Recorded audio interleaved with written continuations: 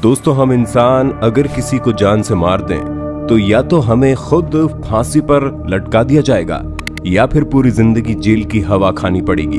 लेकिन जंगल की दुनिया में ऐसा कोई नियम नहीं है। यहाँ शिकारी जिंदा रहने के लिए शिकार करता है और शिकार खुद को बचाने के लिए अलग अलग तरह के हथकंडे आजमाते हैं। लेकिन आज हम आपको शिकार और शिकारी की नहीं बल्कि एनिमल किंगडम के दुश्मनों के बारे में बताएंगे जो एक दूसरे को फूटी आंख नहीं सुहाते हैं। ऐसे में अगर इन जानवरों का आपस में आमना सामना हो गया तब तो समझ लीजिए पक्का बवाल होने वाला है। और हाँ, वीडियो शुरू करने से पहले हम आपको बता दें कि लास्ट तक बने रहना, क्योंकि लास्ट में आपको कुछ ऐसे दुश्मन देखने को मिलेंगे जिनकी दुश्मनी किसी को भी हैरत में डाल सकती है। Mongoose versus snake. अगर आपने सांप और नेवले की दुश्मनी के बारे में नहीं सुना तब तो जनाब आपको कुछ भी पता नहीं चलेगा, क्योंकि ये दोनों एनिमल किंगडम के दो ऐसे दुश्मन हैं जो हर समय एक दूसरे के खून के प्यासे रहते हैं। एक तरफ जहां हर जानवर सांप के जहर से डरता है, वहीं ये छोटे से नेवले बिना डरे सांप पर वार करके उनकी हालत खराब कर देते हैं। और अधिकतर बार जीत भी इन नेवलों की ही होती है, जिसकी सबसे बड़ी वजह है कि ये सांप अपने जिस जहर का इस्तेमाल करके अपने दुश्मन को हराते हैं वो जहर नेवलों के शरीर पर बिल्कुल भी असर नहीं करता। जहां नेचुरल तौर पर नेवला सांपों के जहर से इम्यून होता है, जबकि जब सांप इन्हें डंक मारते हैं तो इन्हें बहुत कम दर्द होता है, जिससे बहुत जल्दी उभर जाते हैं और वापस से सांप को पटखनी देने के लिए खड़े हो जाते हैं। एंट वर्सेस टर्माइट्स। आइए अब बात करते हैं चींटियों और दीमक की इस दुश्मनी के बारे में, जो कि अभी की नहीं है बल्कि सालों से चली आ रही है। और इसकी सबसे बड़ी वजह चींटियां हैं। असल में दीमक बहुत ही मुश्किल से अपने घर तैयार करते हैं, जहां कभी कभी तो इन्हें अपना घर बनाने में 5 साल तक लग जाते हैं। लेकिन चींटियों को दूसरों की मेहनत से क्या फर्क पड़ता है, वो तो इन घरों के बन जाने के बाद इन दीमक पर अटैक करके या तो इनके घर को तहस नहस कर देती है या फिर उसमें रहने लगती हैं। जाहिर सी बात है कि दीमक चींटियों के मुकाबले काफी कमजोर होते हैं, इसलिए इनके सामने टिक नहीं पाते। पर हाँ, ये अपनी आखिरी सांस तक लड़ना नहीं छोड़ते और यही इनकी सबसे बड़ी खासियत है। Bear versus wolf. अगर हम भालू और भेड़िए से पूछे तो वो कभी भी आपस में लड़ना नहीं चाहेंगे, क्योंकि इन्हें पता है कि जीत चाहे किसी की भी हो, चोट दोनों को लगेगी। जहाँ एक तरफ विशालकाय भालू अपने शिकार करने की लाजवाब टेक्निक से भेड़िए को घायल कर सकता है, तो वहीं भेड़ियों का झुंड मिलकर भालू को बड़े आराम से घुटनों के बल ला सकता है।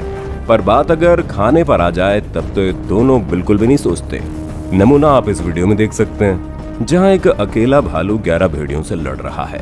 असल में दोस्तों, जब ये भेड़िया अपना खाना छोड़कर जरा सा इधर उधर हो गए, उतनी देर में यहाँ भालू आ गया और वो इनका खाना चोरी करके भागने लगा। पर ऐन वक्त पर ये भेड़िए वापस आ गए।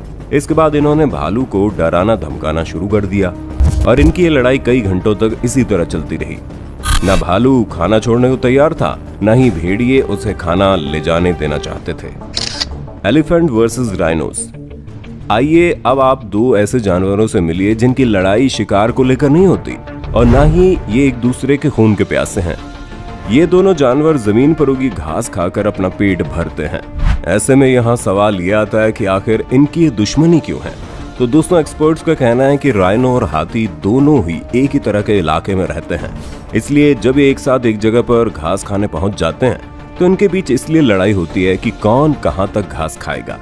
यानी कि इनके बीच की जो लड़ाई है वो सगे भाइयों जैसी है, जहां दोनों एक दूसरे को डराने और धमकाने के लिए अपने इलाके से भगाने की कोशिश करते हैं, जिसमें अधिकतर राइनो को ही हार मानकर दूसरी जगह पर घास खाने जाना पड़ता है।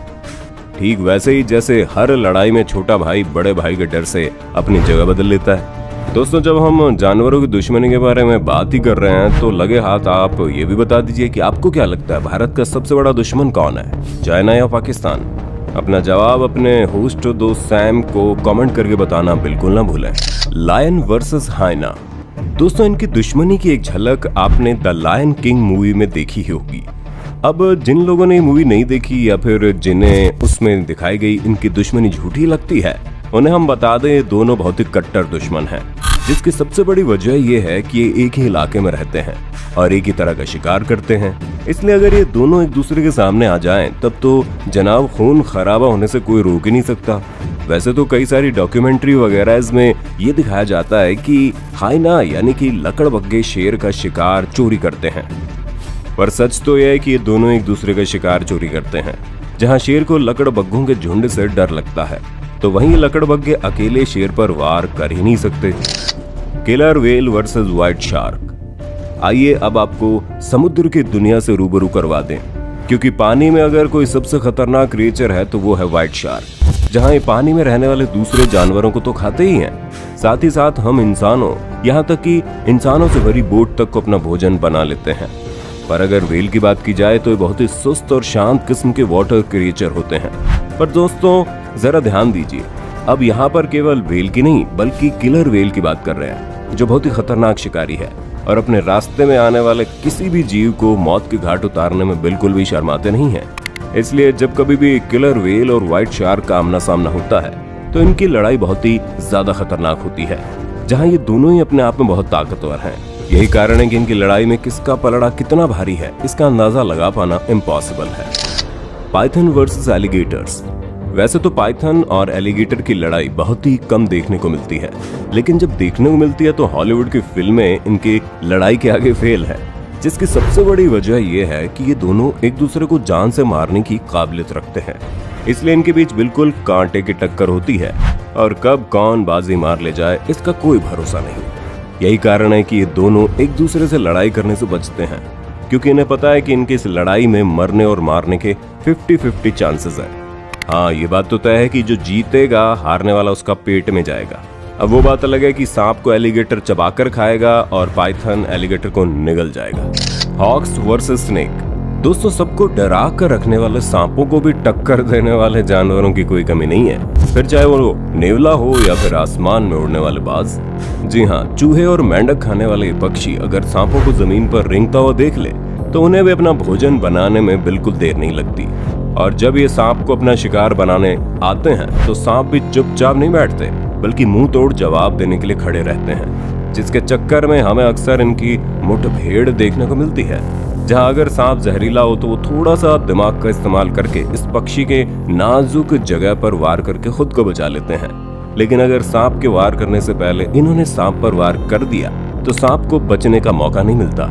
जहां अक्सर ये पक्षी सांप को आसमान में उड़ा ले जाते हैं और फिर ऊंचाई से जमीन पर फेंक देते हैं, जिसके बाद सांप के अंदर लड़ने की ताकत नहीं बचती और फिर इन्हें ही अपना भोजन बनाते हैं। Honeybees versus hornets. दोस्तों ये दोनों ही जीव दिखने में एक ही जैसे हैं, बस फर्क सिर्फ इतना है कि इनका साइज अलग अलग है और इनके स्ट्रिंग यानी कि डंक भी अलग अलग होते हैं।